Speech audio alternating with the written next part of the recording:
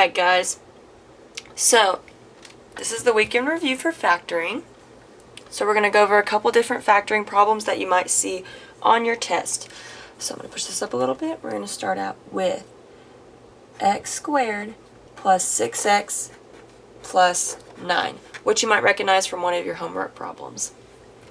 So the first thing you're going to do is you see that there's two x's, so that's x times x.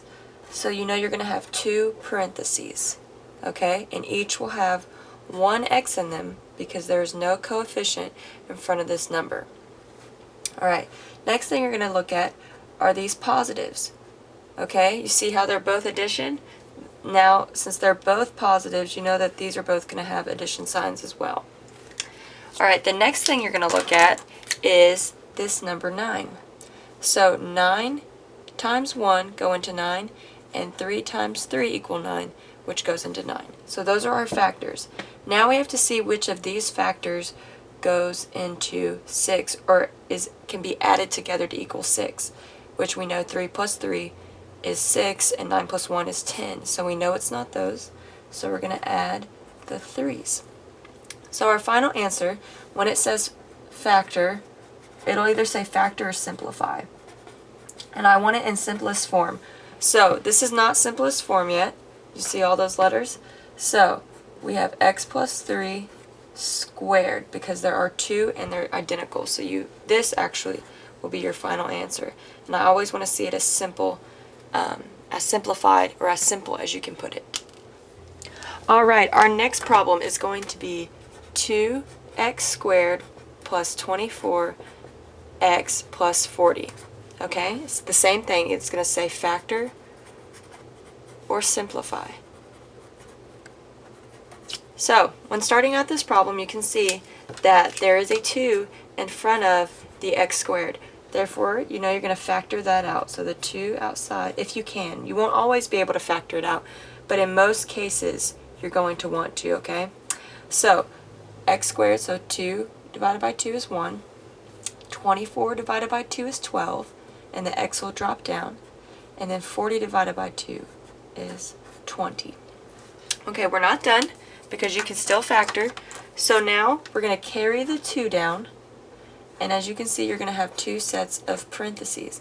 Now there's only two x's from up here, so you can see it's going to be x and x. You see the positives, so add, and then we're going to look at this 20 now. So 1 times 20 are factors of 20. 2 times 10, or 4 times 5. Now you have to look and see which of these will add up. Well, 1 and 20 add up to 21, which is more than 20, so more than 12, I'm sorry. We're looking to add them here. So 1 plus 20 is more than 12, that's 21. 4 plus 5 is 9, so that's not 12. So you're looking at 2 plus 10, which equals 12. So these factors here are going to be a 2 and a 10. And that will be your final answer. I'm going to circle it in orange so you all see how your final answer should look. So here's your final answer in this big box.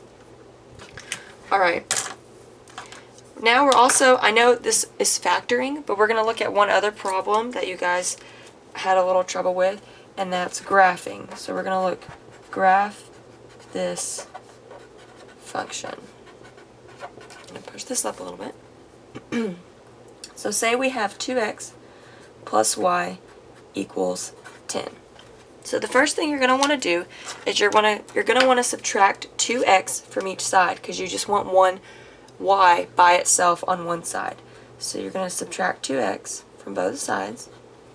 So your answer down here will be y equals negative 2x plus 10. Okay, now I'm going to draw a graph. So on the same thing on your piece of paper, just draw a graph on the side. And you're going to graph this equation here. So to do that, I want you to find points on the graph. So you're going to plug in x equals 0. So for negative 2 times 0 plus 10, which we know that's going to cancel, so it'll be 10.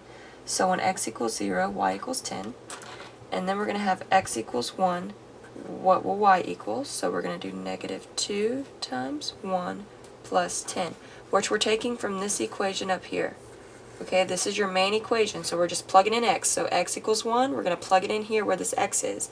And so you're going to get negative 2 plus 10, which equals 8. So that y is going to equal 8. So here are some points. We have 0, 10, and 1, 8. You're going to plot those points.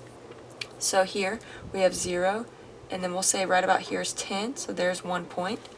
And then we're going to have 1 here, and an 8 about here. I know this might not be perfectly to scale, but it's very close. And there's that point. Then you're going to draw your lines. I want you to always have at least 2 points. Whenever you're graphing, I want you to always have at least 2 points. But you'll draw your straight line. You'll either get a straight edge, or you can freehand it as best as you can. Okay, here's your graph. And to check yourself, one of the things, if you notice, is the slope. This line is going down. It's decreasing, what you're going to see here at this negative. Okay, so you know it's going to be decreasing if it's negative there. Alright, another thing is you can plug in more points to see if it still works. Okay, or you can plug in and see, okay, well, when we have the original equation, which is here, if you plug in x equals 0, so 2 times 0 plus y equals 10, you see that this cancels because it's 0. So y equals 10, is that true? Yes, it's true. So you know you did your equation correctly. Alright,